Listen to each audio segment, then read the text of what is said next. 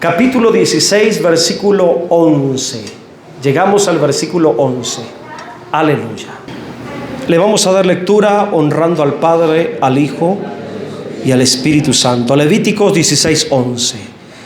Y hará traer Aarón el becerro que era para expiación suya, y hará la reconciliación por sí, por su casa, y degollará en expiación el becerro que es suyo.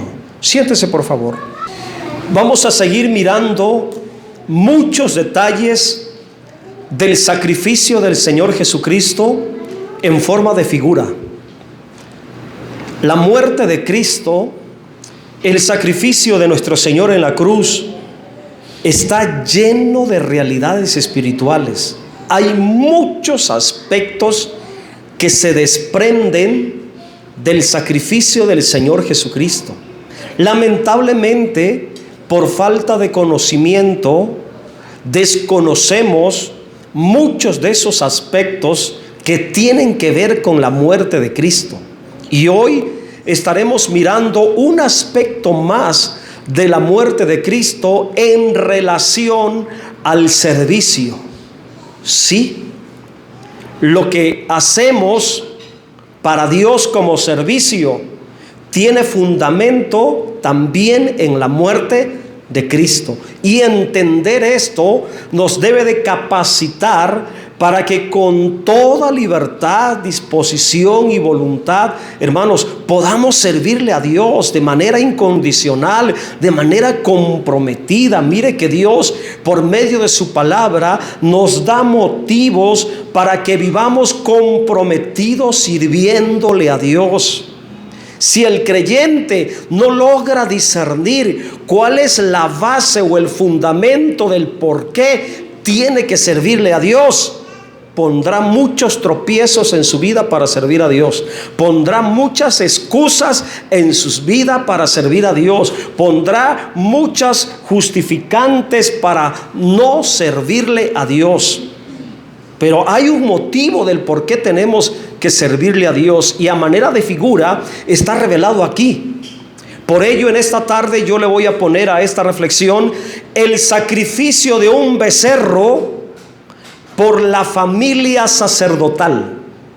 Medita en esta frase, en este título: el sacrificio de un becerro por la familia sacerdotal.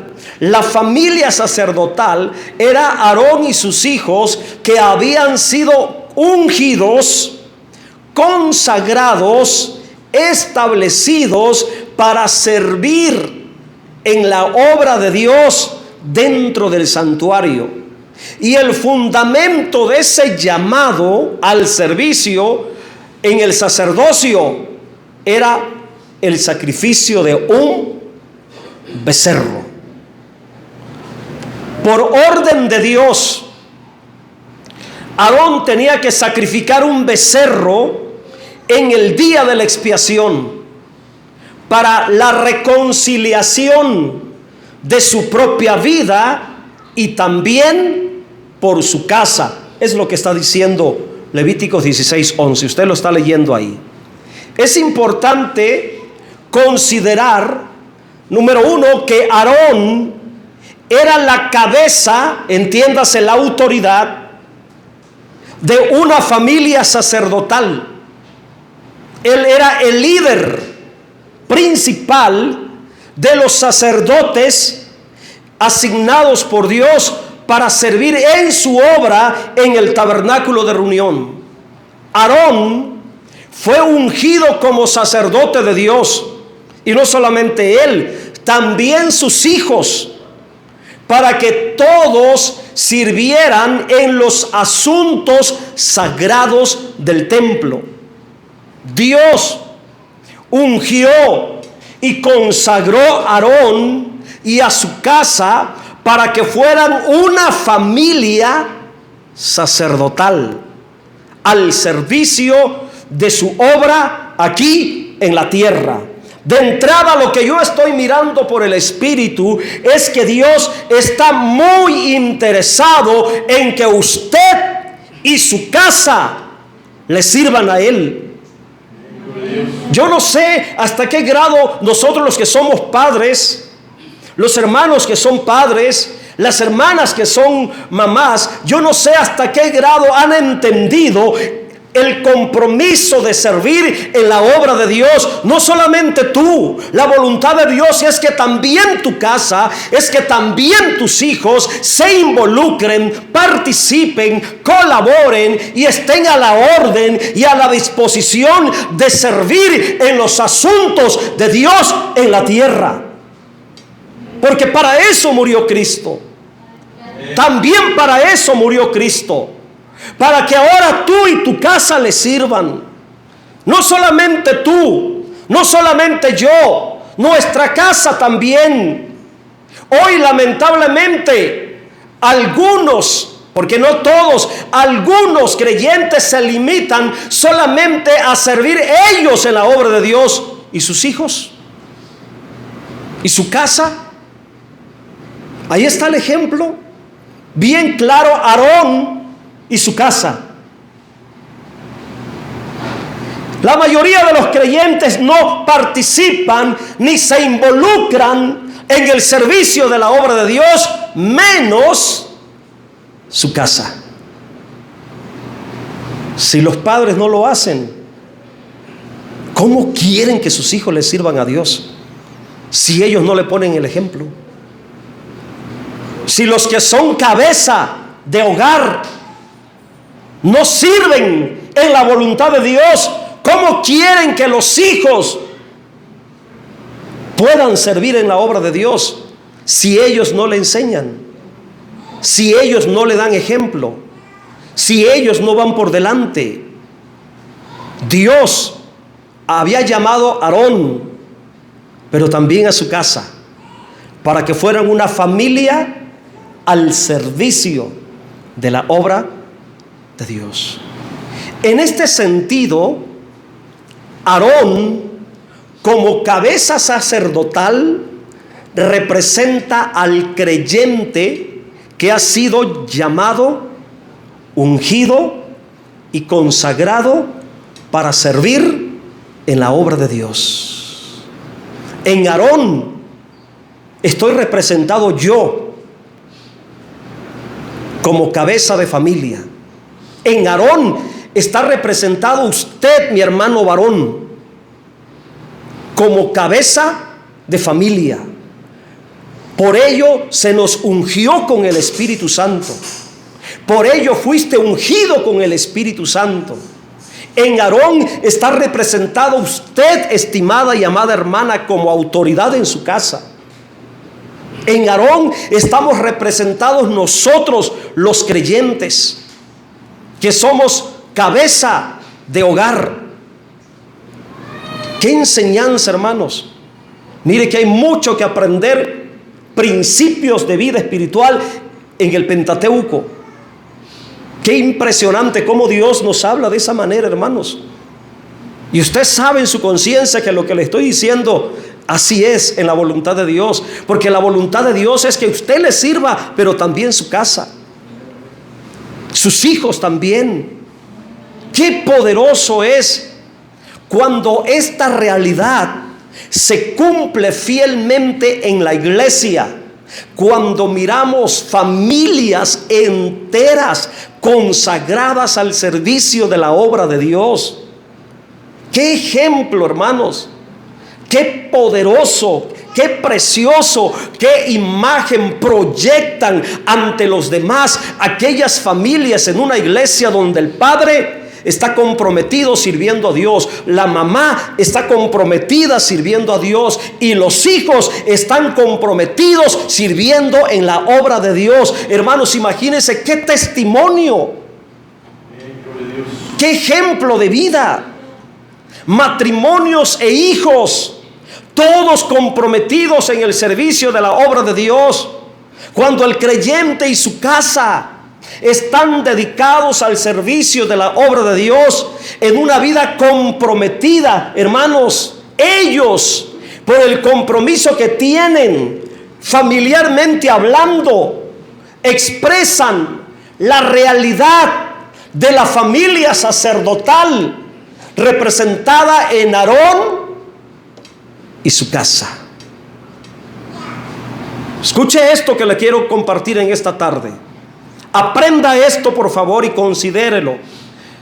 En toda familia cristiana donde los padres y los hijos son creyentes, lo ideal en la voluntad de Dios es que todos como familia estuvieran comprometidos sirviendo a Dios en las diferentes áreas de servicio donde puedan trabajar, donde puedan ocuparse, donde puedan servir según su capacidad, según su conocimiento, según sus fuerzas, según su sabiduría, pero en algo deberían de estar sirviendo en la obra de Dios.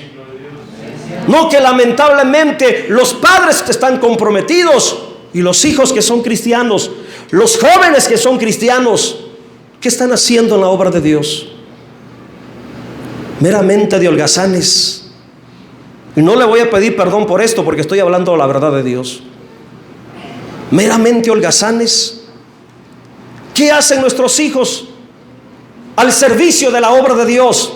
A lo mejor usted se justifica: pero es que yo predico, pero es que yo soy diácono, pero es que yo sí estoy trabajando, mi esposa también está trabajando. ¿Y tus hijos si son creyentes?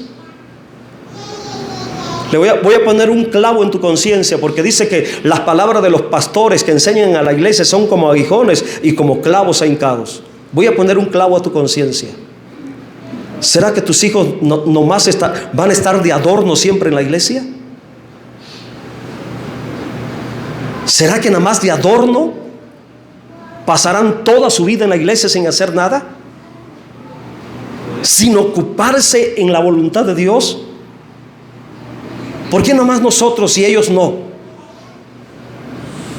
Y si están bautizados, el asunto se pone más riguroso. No pensé que Dios nos fuera a hablar de esta manera en esta tarde, hermanos.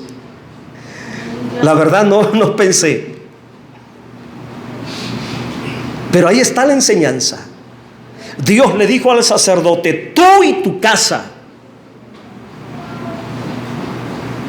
porque para ello sacrificarán un becerro, que espiritualmente es tú y tu casa, porque para ello morí en la cruz. Para ello fui sacrificado. Y tómelo como palabras del Espíritu Santo.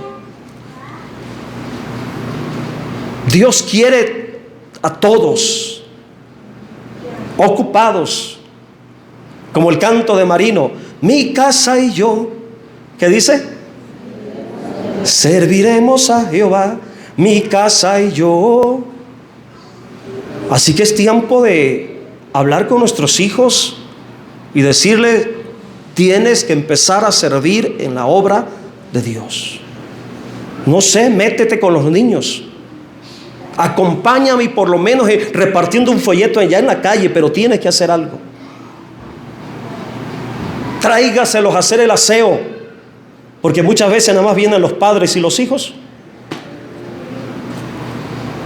¿Y los hijos? Mire que qué bonito se mira cuando toda la familia está metida, cuando toda la familia está ocupada, cuando toda la familia está dispuesta al servicio de la obra de Dios. ¿Cómo nos hace falta entender este aspecto? Lo ideal en la vida cristiana es que si los padres son creyentes y los hijos también son creyentes, todos deberían de estar ocupados, comprometidos en la obra de Dios.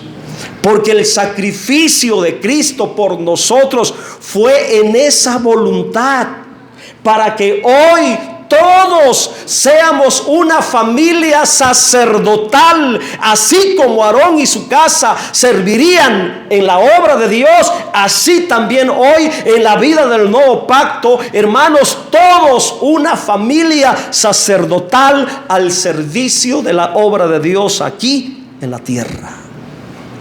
Por lo tanto, los padres que servimos a Dios, los padres que tenemos una responsabilidad, una función, se llame como se llame la función que tengamos en la iglesia, desde el pastor hasta el diácono o los que trabajan con los niños, con los jóvenes, en cualquier área. Todos, hermanos, deberíamos de motivar, animar, inspirar a nuestros hijos para que también le sirvan a Dios. Es una experiencia hermosa cuando toda la familia se pone a disposición de la obra de Dios. El llamado al servicio de la obra de Dios era para Aarón, pero también para su casa.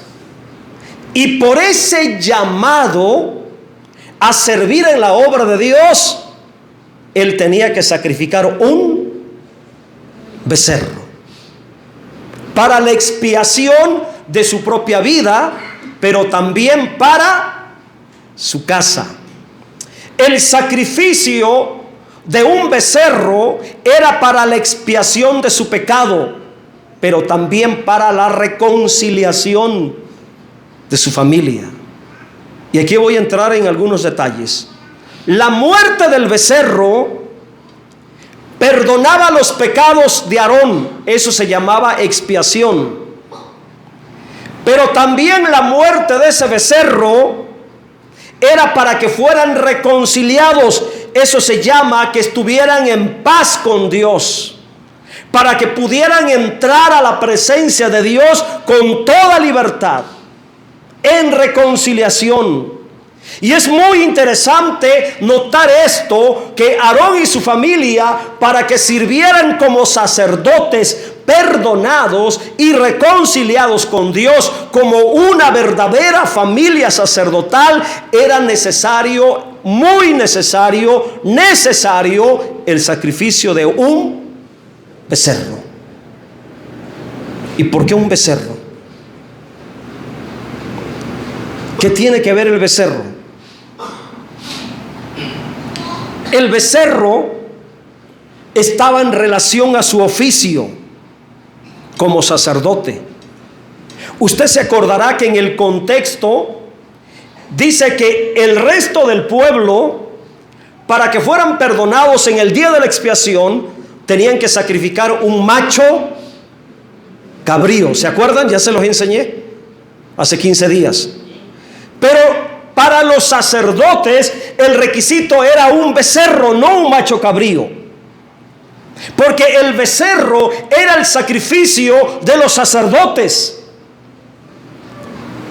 que era una ofrenda más alta, de mayor calidad, de mayor trascendencia, de mayor magnitud, de mayor espiritualidad. Por el servicio que le prestaban a Dios, un becerro en relación a su llamado, a su consagración y a su oficio. Y aplicando discernimiento espiritual a esto, entendemos que el sacrificio del becerro es figura también de nuestro Señor Jesucristo. Ese becerro sacrificado es Cristo, muriendo por los creyentes, por nosotros ahora, para que seamos un reino de sacerdotes, una familia comprometida al servicio de Dios, una familia sirviendo a Dios en la tierra como sacerdotes, un reino de sacerdotes ocupados, comprometidos en la obra de Dios en la tierra. Pero qué tristeza, hermanos, que le damos más prioridad al trabajo, cuando el trabajo debería simplemente ser un medio para vivir y la prioridad debería de ser servir a Dios. No me opongo a que trabajes, pero tu trabajo queda en segundo plano. Para nosotros que somos reyes y sacerdotes en Cristo, nuestra prioridad debe ser el servicio en la voluntad de Dios. El trabajo es un medio, pero invertimos el asunto. Invertimos todo, le damos más importancia al trabajo, y si me sobra tiempo, voy. Por eso no todos van a evangelizar. Por eso no todos participan. ¿Por qué no fuiste? No, es que trabajé mucho y llegué muy cansado. ¿Cuál es tu prioridad entonces? ¿Para qué fuiste ungido? ¿Para qué fuiste llamado? ¿Para qué fuiste perdonado? ¿Para qué fuiste reconciliado? ¿A poco ya se te olvidó lo que dijo Pedro? Que somos pueblo santo, real sacerdocio, nación santa, real sacerdocio, pueblo escogido. ¿Para qué? Para salir, estoy parafraseando, anunciar las virtudes de aquel que nos llamó de las tinieblas a la luz admirable. Nuestro compromiso es anunciar.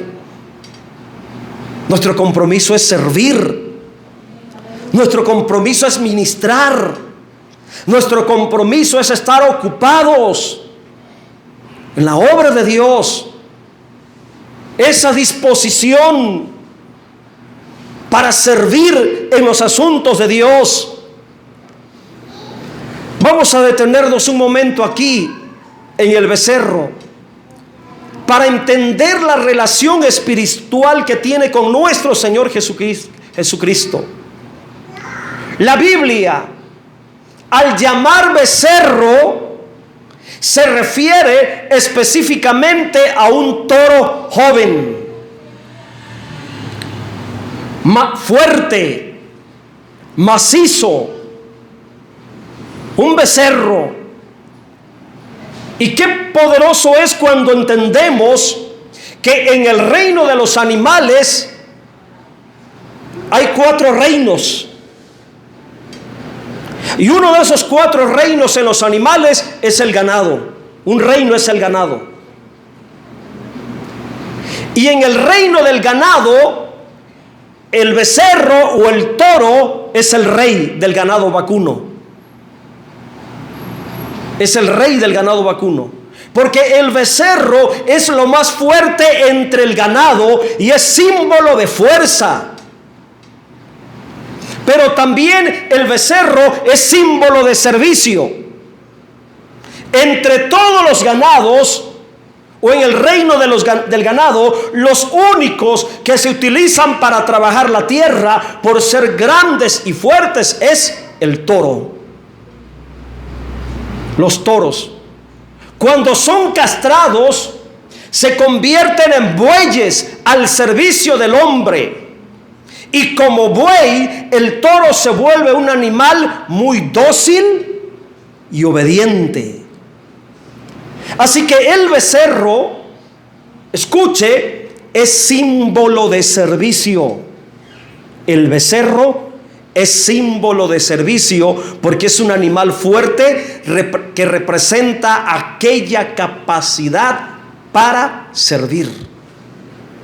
Y el becerro sacrificado entonces por el perdón y la reconciliación de Aarón y su casa representa a Cristo muriendo para que cada uno de nosotros, ya perdonados y reconciliados con Dios, lleguemos a ser un grupo, un reino de verdaderos y fieles servidores en el reino de Dios. Así que, mis hermanos, en asuntos más espirituales, el becerro habla de Cristo muriendo como siervo en la voluntad del Padre. Por eso en los evangelios se mira a Cristo como el siervo fiel de Dios. La imagen que presenta el evangelio de Marcos de Cristo es como el siervo fiel. Y se le interpreta como el becerro. Lo dije la otra vez, Juan presenta a Cristo como, vamos a comenzar con Mateo. Mateo presenta a Cristo como león.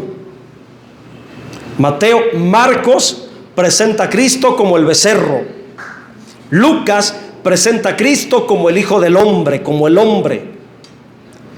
Y Juan presenta a Cristo como el águila. Ahí están los 4 reinos. Mire lo que dice Marcos, que presenta a Cristo como el siervo fiel, el siervo sufriente, representado como un becerro. Marcos 10:45, por favor.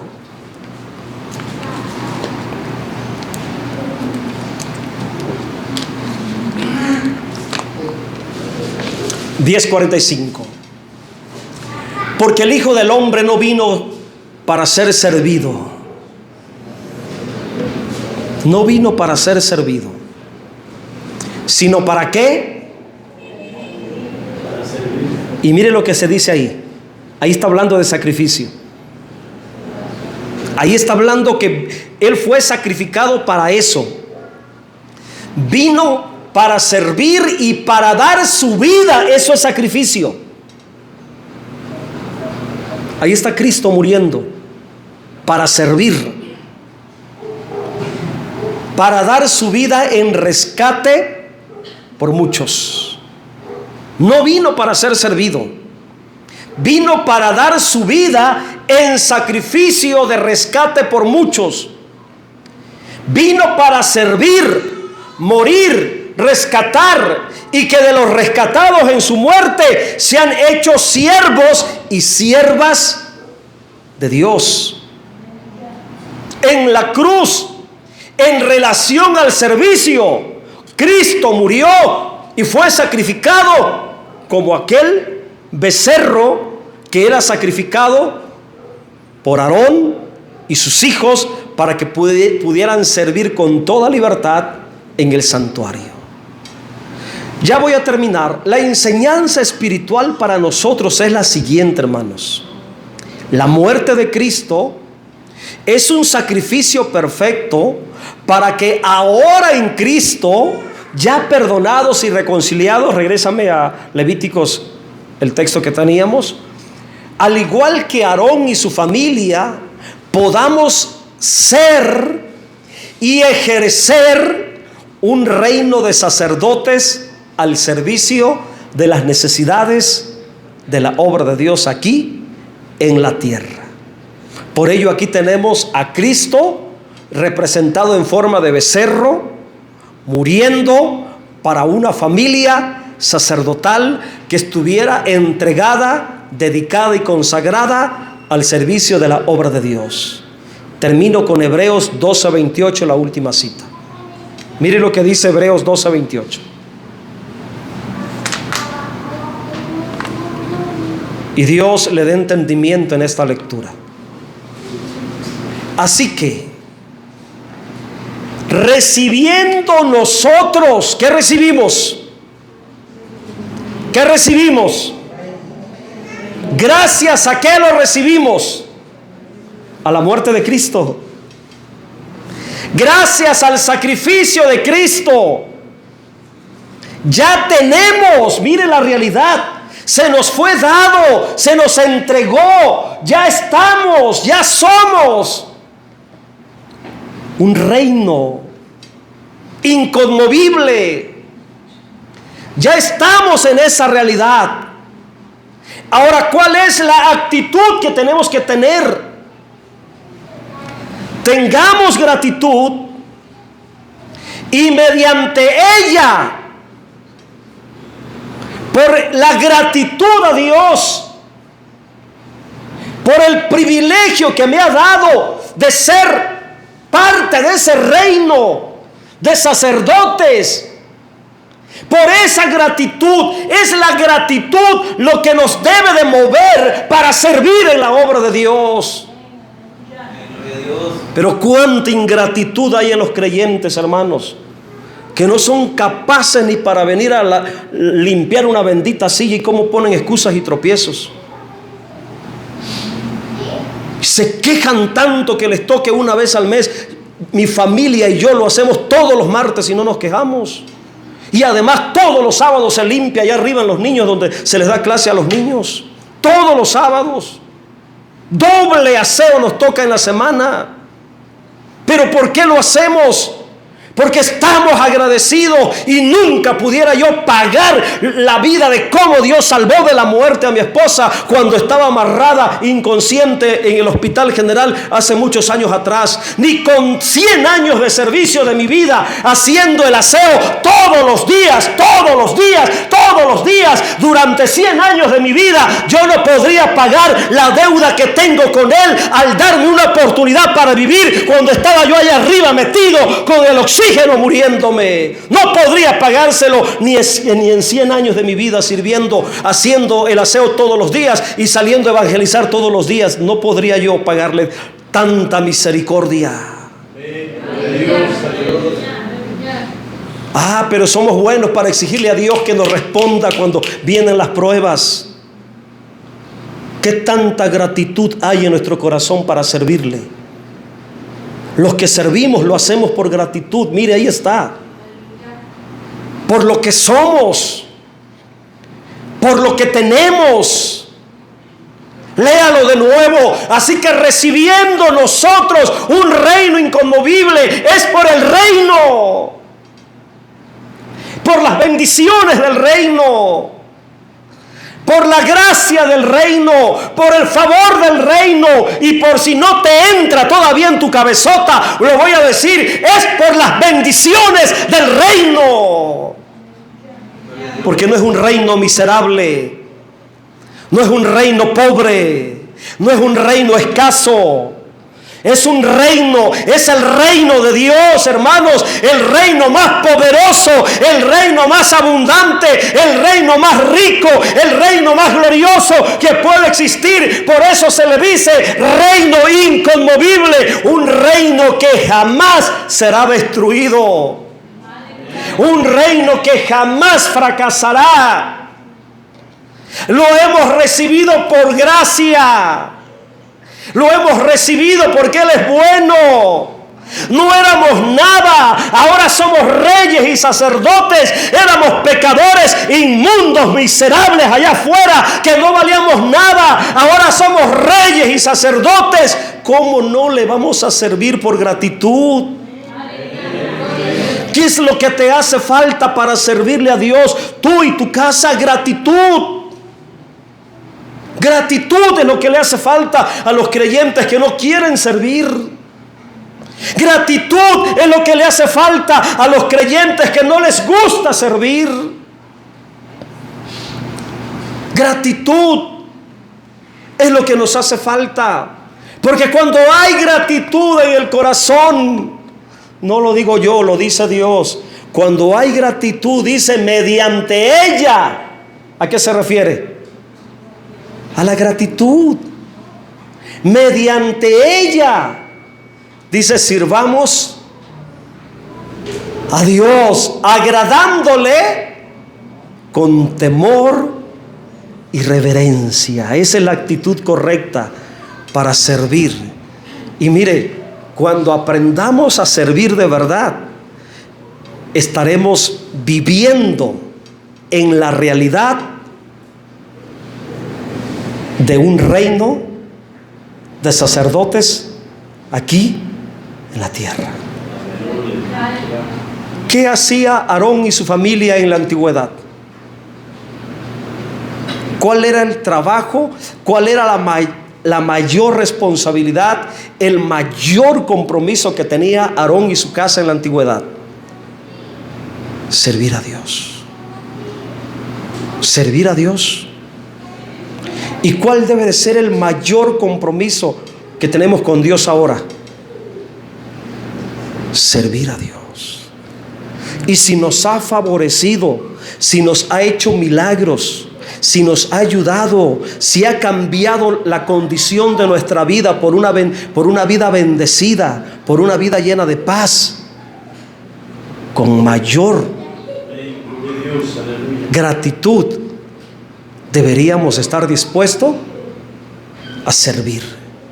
No solamente yo, sino toda mi casa. Amén. Así que por favor, empieza a involucrar a tus hijos. Empieza a involucrar a tus hijos en lo que haces, para Dios, mete a tus hijos, que aprendan ellos a servir en la voluntad de Dios, porque para eso recibimos un reino inconmovible. Póngase en pie, por favor.